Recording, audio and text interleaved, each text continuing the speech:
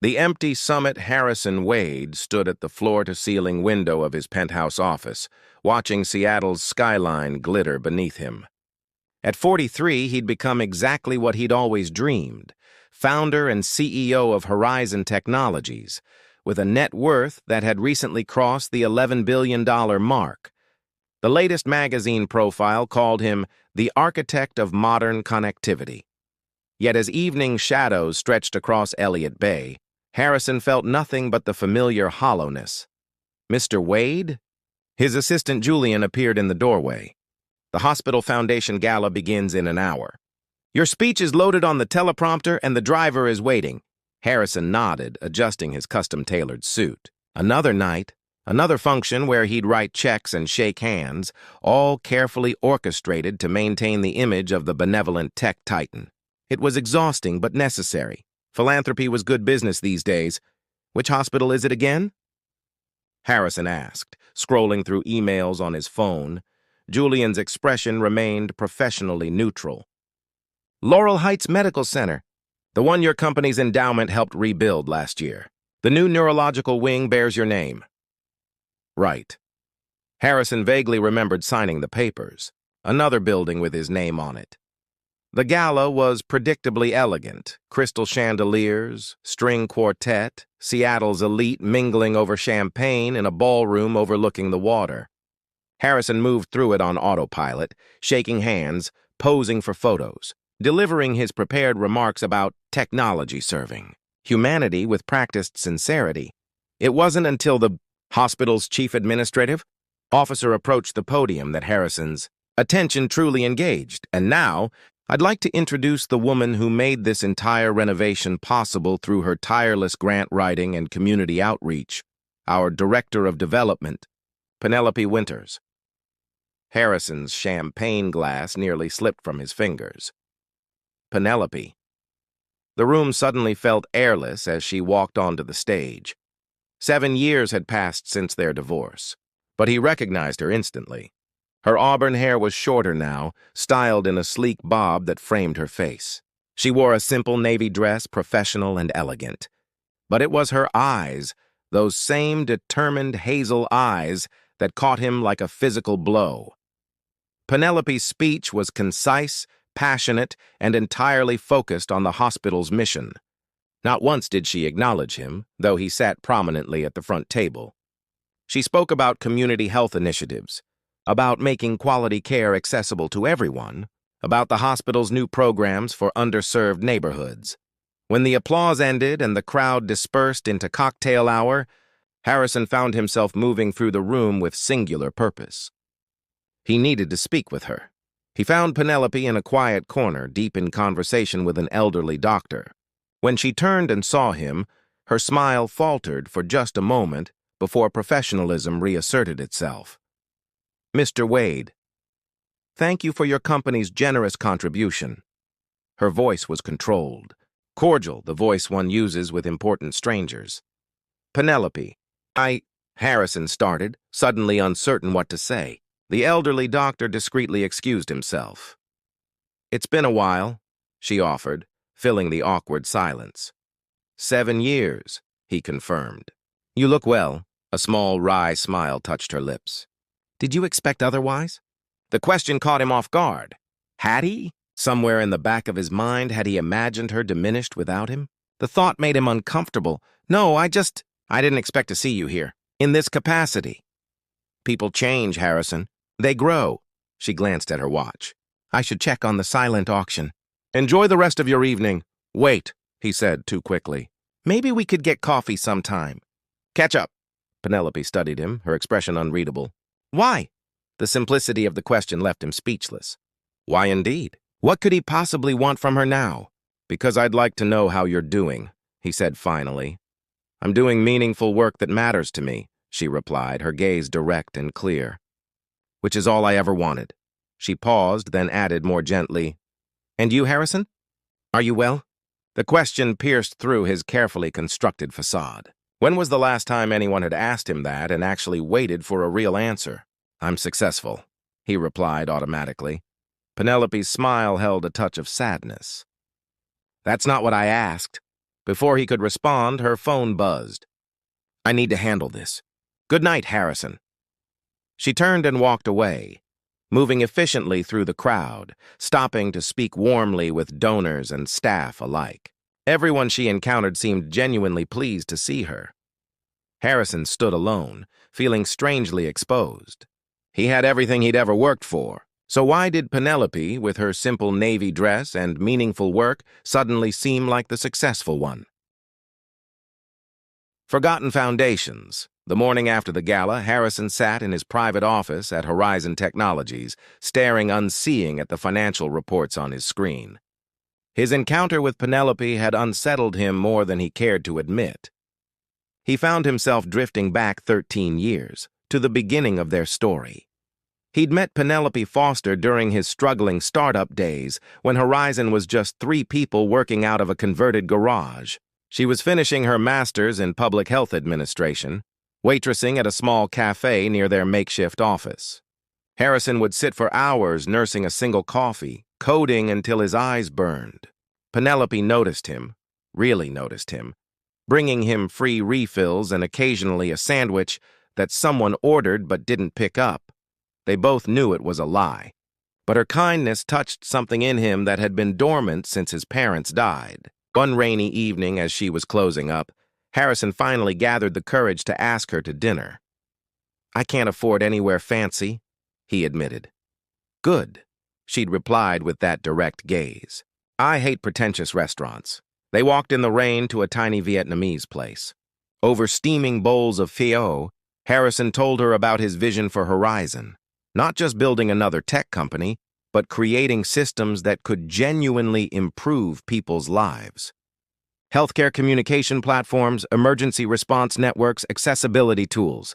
Penelope listened intently, asking sharp questions that showed she understood his vision better than his own partners did. "Most tech guys talk about disruption," she told him that night. "But you talk about connection. That's different. That matters." 3 months later, when an important investor pulled out, it was Penelope who stayed up all night helping him rework the pitch. 6 months in, when he caught pneumonia during a critical development phase, she brought her laptop to his apartment, taking notes during his feverish explanations, coordinating with his team while he recovered. Their wedding was small, just a courthouse ceremony and dinner with close friends. Penelope wore a simple blue dress, not white. "Blue is the color of trust," she'd said, "and that's what matters in a marriage." For 5 years, they built their life together as Horizon grew from struggling startup to promising contender. Their apartment filled with whiteboards and dreams. Penelope took a position at a struggling community health clinic, stretching their limited resources to serve more patients. At night, they'd share their days, his technological puzzles, her healthcare challenges. Often, those conversations sparked Harrison's best innovations. The first fracture appeared when Horizon secured its first major round of funding. Suddenly, Harrison was flying to meetings, speaking at conferences, courted by the same tech elites who had once ignored his emails. Penelope celebrated his success but gently reminded him of his original mission when he'd get caught up in the validation. "Just don't forget why you started this," she'd say, when he'd talk excitedly about market share rather than impact. The second fracture came when they could finally afford a house. Harrison wanted Mercer Island, a status symbol among Seattle's tech elite. Penelope preferred a modest place near her clinic. They compromised on a beautiful home in Madison Park, but Harrison was rarely there, working 18-hour days as Horizon prepared to go public. The decisive break came during Horizon's IPO preparation. Penelope's father, who had been fighting cancer, took a turn for the worse. Harrison promised to fly back from New York for what the doctors said would be his final days. But the night before his flight, the lead underwriter raised last-minute concerns that threatened the entire offering. Harrison stayed to resolve the crisis. By the time he landed in Seattle 3 days later, his father-in-law was gone. Penelope was sitting on their back deck overlooking Lake Washington when he arrived home, her eyes red but dry. "He asked for you," she said quietly. "He wanted to tell you he was proud of the son he gained." Harrison tried to explain about the crisis, about the billions at stake, about how he'd had no choice. But even as he spoke, he heard how hollow it all sounded against the weight of a man's final moments. 2 days after the funeral, Harrison flew to New York for the bell-ringing ceremony. Horizon's valuation hit $8.6 billion. His personal net worth surged to over $1 billion overnight. When he returned home, exhilarated and exhausted, Penelope was gone. The note she left was simple. "You've built something impressive, Harrison, but you've forgotten what you were building it for. I hope you remember before it's too late." He'd expected her to come back, or at least to call when the divorce papers needed signing. Instead, her lawyer handled everything. She asked for nothing beyond her personal belongings and a modest settlement that seemed almost insulting given what she was entitled to. Harrison's own lawyers were baffled. In Silicon Valley, divorces were often bloodbaths. Penelope's quiet exit was unprecedented. Harrison had tried to find her in the months after, not to reconcile, he told himself, but to ensure she was taken care of. But Penelope had disappeared from their social circles. Friends said she'd moved away. Eventually, he stopped asking. His life expanded to fill the space she'd left.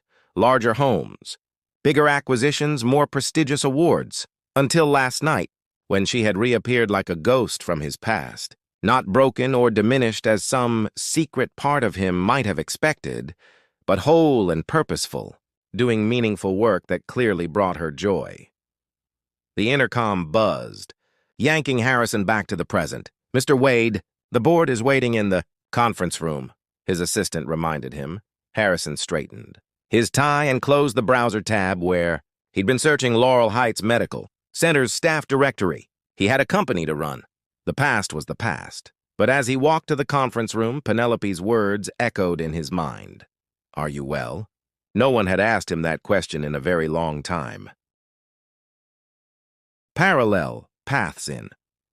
The 3 weeks following the gala, Harrison found himself drawn into researching Penelope's work with an intensity that surprised him. Late at night, after his executive team had gone home, he would pull up articles about Laurel Heights Medical Center's community initiatives, many featuring Penelope's name.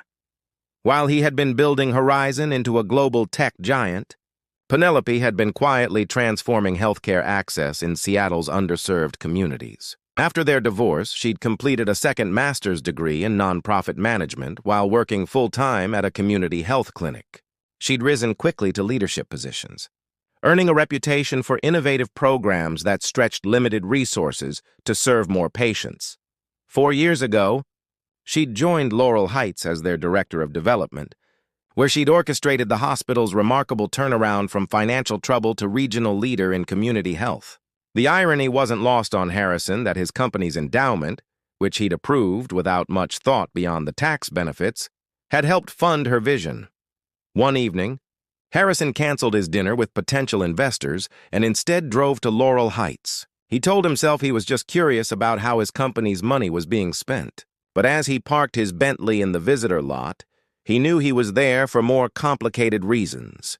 He walked through the hospital's main entrance, instantly recognizing the efficiency in the design.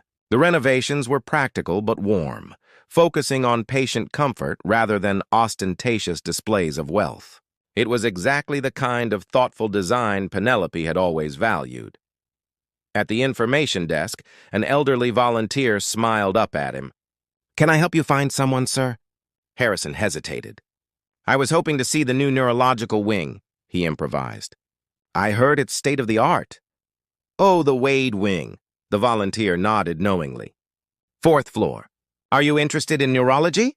"Just curious about the facilities," Harrison replied, uncomfortable with hearing his name attached to something he knew so little about. The neurological wing was impressive, cutting-edge technology paired with thoughtful, patient-centered design. A plaque near the entrance acknowledged Horizon Technology's contribution, with Harrison's name featured prominently. He stood before it feeling strangely fraudulent. "Mr. Wade?" a familiar voice called from behind him. He turned to find Dr. Emmanuel Richardson, the elderly doctor who had been speaking with Penelope at the gala. "I thought that was you." Dr. Richardson smiled, extending his hand. "It's good to see you taking an interest in our facilities." "Penelope will be pleased." Harrison shook the offered hand. "Dr. Richardson, I was just—" He trailed off. unsure how to explain his presence. "Getting a first-hand look at your investment?" Dr. Richardson suggested kindly. "Always wise. Would you like a proper tour? I have a few minutes before my next patient." As they walked through the ward, Dr. Richardson explained the various technologies and treatment programs, occasionally greeting patients and staff. Everyone seemed to know and respect him. "You've known Penelope for a long time?" Harrison found himself asking as they paused by a window overlooking the city. Dr. Richardson's eyes twinkled. "Since she first came to us." "Brilliant woman. Turned down positions at much more prestigious institutions to work here." "Why would she do that?" Harrison asked. "Purpose, Mr. Wade. Some people measure success differently." The doctor studied him thoughtfully. "She doesn't talk much about her past, but she did mention once that she learned an important lesson from her ex-husband." Harrison tensed. "What lesson was that?" "That wealth without purpose is just expensive emptiness." Dr. Richardson checked his watch. "I should get to my patient." "It was good to meet you properly, Mr. Wade." As Harrison drove back to his empty penthouse that night, he found himself thinking about purpose. Horizon had begun with clear purpose: to create technology that connected people and improved lives. Somewhere along the way, that vision had become secondary to growth metrics and market capitalization. Meanwhile, as Harrison combed through press articles, he traced Penelope's steady, purposeful journey. After leaving him, she'd initially struggled, taking evening classes while working administrative jobs at health clinics. There was even a period where she'd worked as a hospital janitor to pay for advanced certification courses. Yet in every interview, she spoke with passion about healthcare equity and patient dignity. Not once did she mention being the ex-wife of a billionaire or hint at bitterness about their past. Harrison's life, in contrast, had become a relentless pursuit of more acquisitions, more wealth, more recognition. He had 3 homes he rarely visited, a collection of cars he didn't drive, and relationships that remained superficial at best. His calendar was filled with meetings and events, but nothing that truly engaged his mind or heart the way his early work at Horizon had done. One night, scrolling through yet another article about Laurel Heights' community initiatives, Harrison came across a video of Penelope speaking at a healthcare conference. Her topic was technology as a healthcare equalizer, and as he watched, he recognized several concepts that had originated in their late-night conversations years ago. "The greatest challenge in healthcare isn't developing new technologies," she was saying, "but ensuring those innovations reach everyone who needs them, not just those who can afford them." It was exactly what Harrison had believed when founding Horizon, what he still believed, somewhere beneath the layers of corporate strategy and shareholder value that now dominated his thinking. The next morning, Harrison called an unexpected meeting with his innovation team. "I want to revisit our healthcare accessibility projects," he announced to their surprise, "particularly the ones we've backburnered for not being immediately profitable." His chief innovation officer looked confused.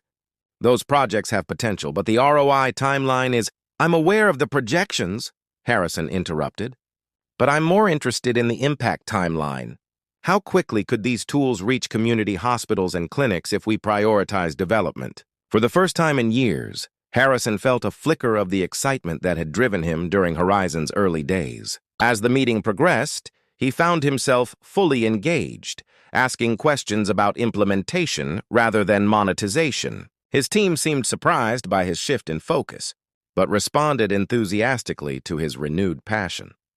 That evening, instead of his usual working dinner with executives, Harrison ordered takeout from the Vietnamese restaurant where he and Penelope had had their first date. Sitting alone in his office with a bowl of pho, he began to sketch out a new initiative, one that would return Horizon to its original mission while addressing the healthcare inequities Penelope had dedicated her career to solving. He worked until dawn, energized by a sense of purpose he hadn't felt in years. As morning light spilled through his office windows, Harrison realized he'd made a decision. He needed to speak with Penelope again, not to revisit the past, but because he needed her expertise for what he was planning next. This time it wouldn't be about him or them or what might have been. This time it would be about the work. about purpose. The Bridge of Recognition Ms. Winters is in a meeting until 2 p.m. The receptionist at Laurel Heights informed Harrison when he arrived the following week. Do you have an appointment, Mr. Wade? He didn't, of course. After days of drafting and discarding emails, Harrison had decided a direct approach was best. But now, standing in the hospital's busy lobby without the security of a scheduled meeting, he felt uncharacteristically uncertain. No appointment. I can wait, he replied, taking a seat in the public area. It was a novel experience. Harrison Wade, man whose time was valued at thousands of dollars per minute according to business magazines, sitting in a plastic chair waiting for someone else's schedule to clear. The lobby buzzed with life around him. Families arriving for visits, patients checking in, staff moving purposefully through their day. Harrison found himself watching their interactions, noticing how different staff members adapted their approach for each patient. An elderly woman confused about her appointment was guided gently by a young volunteer. An anxious father with twins was helped by a receptionist who entertained the children while processing paperwork. This was healthcare at its most human level, exactly what he and Penelope had once talked about improving through technology. Horizon Solutions now served major hospital systems and corporate clients, but had they reached places like this? Harrison wasn't sure, and that bothered him more than he expected. At 2:15 p.m., Penelope emerged from a hallway deep in conversation with a woman in scrubs. When she spotted Harrison, surprise flickered across her face, but she quickly recovered, finishing her conversation before approaching him. Harrison, this is unexpected. Her tone was professional but wary. I apologize for dropping in without notice, he said, rising to meet her. I was hoping we could talk about a project. Curiosity replaced wariness in her expression. What kind of project? A professional one, he clarified. Something I think would benefit from your expertise. Penelope checked her watch. I have another meeting in 40 minutes. We can talk in my office until then. Her office was modest but well organized, with large windows overlooking a small healing garden. Unlike his minimalist glass and chrome workspace, hers was warm and practical, filled with plants, framed certificates, and photographs of hospital events.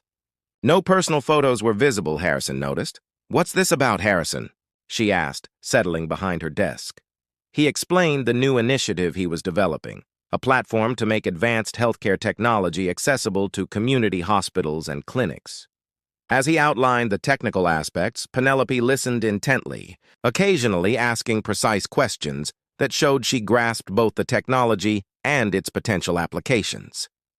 It's ambitious, she acknowledged when he finished, and potentially valuable. But why bring it to me? Horizon has partnerships with major healthcare systems. Because they don't understand community healthcare the way you do, Harrison replied honestly. This isn't about selling to major systems. It's about reaching the patients who are currently underserved. Penelope studied him, her expression thoughtful.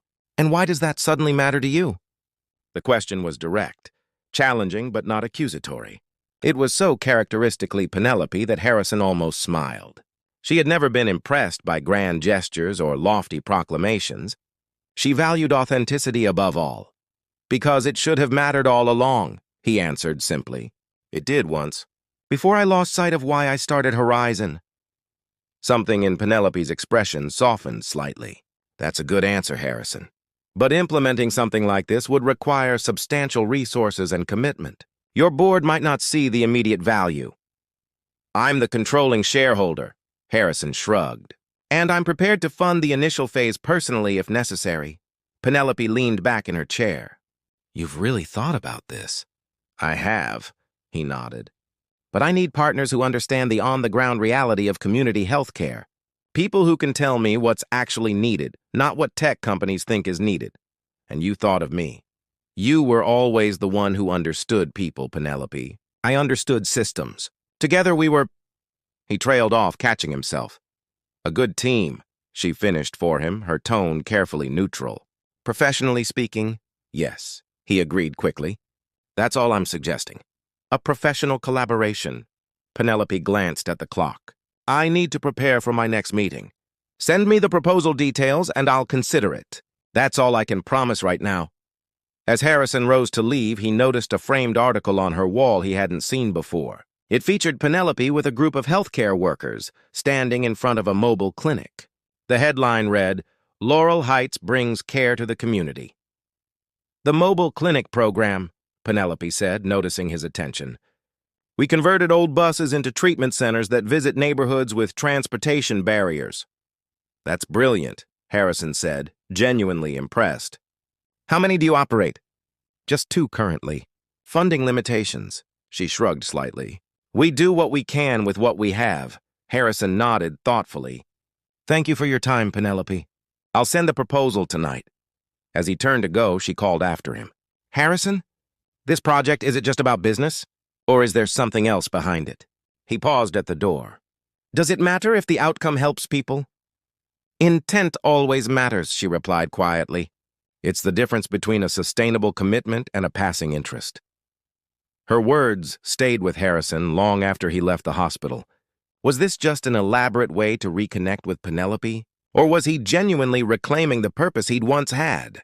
That night, instead of sending just the proposal, Harrison added a personal note. "You once told me I'd forgotten why I started. You were right. I'm trying to remember now. Whether or not you choose to collaborate on this project, thank you for that reminder." 3 days later, after a board meeting where Harrison announced his intention to allocate significant resources to community healthcare initiatives, his assistant delivered an email from Penelope. "I've reviewed your proposal," she wrote. "It has potential, but needs refinement to truly serve the communities you're targeting. I'm attaching my notes and suggestions. If you're serious about this, I can introduce you to some other community health leaders who could provide valuable input. This isn't a commitment to the project, but a willingness to explore the possibility." Penelope Harrison read her detailed notes with growing appreciation. She'd identified gaps in his thinking he hadn't considered and suggested practical improvements that would make the technology more accessible to resource-limited settings. It was exactly the insight he needed, and a tentative bridge between their separate worlds. The next morning, Harrison made 2 decisions. First, he created a new division at Horizon specifically focused on healthcare accessibility, allocating both funding and top engineering talent to the initiative. Second, he donated enough money to Laurel Heights to fund 3 additional mobile clinic units, anonymously, with no naming rights or publicity. It wasn't about winning Penelope back. It was about remembering who he had been when he was worthy of her. Beyond wealth, 6 months later, Harrison stood in the auditorium of Laurel Heights Medical Center, watching as healthcare workers from community clinics across the region participated in a training session for Horizon's new Connect Care platform. The system, designed specifically for resource-limited settings, was being piloted in 20 locations, with plans for national expansion if the trial proved successful. What had begun as a tentative collaboration with Penelope had evolved into something much larger. She had indeed introduced him to other community health leaders, forming a diverse advisory board that guided the project's development. Their input had transformed his initial concept into something far more effective and practical than he could have created alone. Harrison's involvement had changed as well. What started as periodic planning meetings became deep engagement with the actual implementation. For the first time in years, he was personally coding again, working alongside his team to solve the technical challenges. Board members had raised eyebrows at his hands-on approach, but Harrison found himself more energized and focused than he had been in years. Penelope and Harrison maintained strictly professional boundaries throughout. Their interactions were cordial but formal, focused entirely on the project. Yet Harrison noticed subtle changes in her manner toward him, a cautious respect replacing her initial skepticism as the project progressed from concept to reality. As the training session concluded, Harrison slipped out quietly, avoiding the recognition that would inevitably come if participants realized who he was. In the corridor, he nearly collided with Dr. Richardson. "Ah, Mr. Wade," the older man smiled. "Sneaking away from your own success again?" "Just checking on implementation," Harrison replied. "The users are what matter, not the developer." Dr. Richardson nodded approvingly. "You sound more like Penelope every day." "I'll take that as a compliment." Harrison said with a slight smile. As you should. The doctor glanced around before adding, You know, in all the years I've known her, I've never seen Penelope as invested in a project as she is in this one. Whatever prompted this collaboration, I'm grateful for it. It's making a real difference. Later that evening, Harrison found himself driving along the Seattle waterfront, his thoughts churning. The Connect Care project had succeeded beyond his expectations, bringing him back to the sense of purpose that had driven Horizon's founding. His board was even beginning to see the business potential in serving underserved markets, though that had never been Harrison's primary motivation. He pulled into a small parking area overlooking the water and got out of his car, needing the fresh air. The spring evening was surprisingly clear, with the Olympic Mountains visible across the Sound, still capped with snow despite the warming season. Harrison? He turned to find Penelope standing a few yards away, clearly surprised to see him. She was dressed casually in jeans and a light jacket, her hair loose around her shoulders. Penelope, he nodded, equally surprised. I didn't expect to see you here. I come here sometimes to clear my head, she explained, gesturing to the view. It helps with perspective. I was doing the same, he admitted. After a moment's hesitation, he asked, Would you like company or would you prefer solitude? She considered this, then moved to stand beside him at the railing. Company is fine. They stood in comfortable silence, watching a ferry cross the darkening water. It was Penelope who finally spoke. The training went well today. The clinic staff seemed genuinely excited about the system. Harrison nodded. Their feedback has been invaluable. We're already implementing some of the suggestions from the Rainier Valley Clinic. That's what makes this different from other tech solutions I've seen, Penelope observed. You're actually listening to the people who will use it. I learned that from you, Harrison said quietly. Among other things. Penelope turned to study him, her expression thoughtful. You've changed, Harrison. I've remembered, he corrected gently. Who I wanted to be. What I wanted to build, before success became the only measure that mattered. She nodded slowly. I see that. It's been unexpected. Working with you again. Good unexpected or complicated unexpected? He asked. A smile touched her lips. Both, probably. She turned back to the water. The mobile clinics have been life-changing for many patients. That was a generous donation. You knew it was me? Harrison asked, surprised. He'd been careful to keep the donation anonymous. Not many people could fund 3 fully equipped medical vehicles without blinking, she pointed out. And fewer would do it without demanding their name be plastered all over them. Harrison shrugged. It was the right thing to do. They're making a difference. That's what matters. Penelope was quiet for a moment. The Harrison I knew at the end of our marriage would have bought naming rights and held a press conference. That Harrison was lost, he acknowledged, caught up in proving something that didn't need proving. And now, Harrison considered the question carefully. Now I'm more interested in building something meaningful than in owning something impressive. Penelope's expression softened. That sounds like the Harrison I first met. The one with dreams bigger than his bank account. I miss him sometimes, Harrison admitted. He was more human. He's not entirely gone, Penelope said quietly. I've glimpsed him occasionally during this project. They fell silent again, the moment fragile between them. It wasn't reconciliation. Too much had happened. Too much time had passed for that. But it was something equally valuable. Recognition. Acknowledgement of who they had been and who they had become. What happens after the pilot phase? Penelope finally asked. Will you stay involved or move on to the next project? I'm committed to seeing this through, Harrison assured her. Actually, I'm restructuring Horizon's leadership to allow me to focus on this division permanently. Quarterly earnings don't hold my interest the way this work does. Penelope looked genuinely surprised. That's a significant change. Life's too short to spend it chasing the wrong metrics, Harrison said simply. As darkness settled fully over the water, Penelope checked her watch. I should head home. Early meeting tomorrow with the outreach team. Of course, Harrison nodded. As she turned to go, he added, Penelope, thank you. Not just for your work on the project, but for showing me what success really looks like. She tilted her head slightly. What does it look like? Purpose, he replied. Meaning, work that matters to more than just shareholders. He paused, then added, You asked me once if I was well. I couldn't answer then. But I think I'm getting there now. Penelope's smile was warm and genuine. The first real smile she'd given him since they'd reconnected. I'm glad, Harrison. Truly.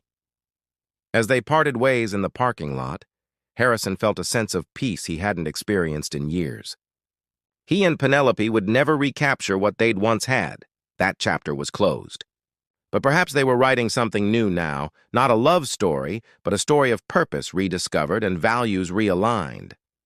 Walking back to his car, Harrison realized he no longer felt the emptiness that had haunted his success. The empire he'd built still stood, impressive and influential.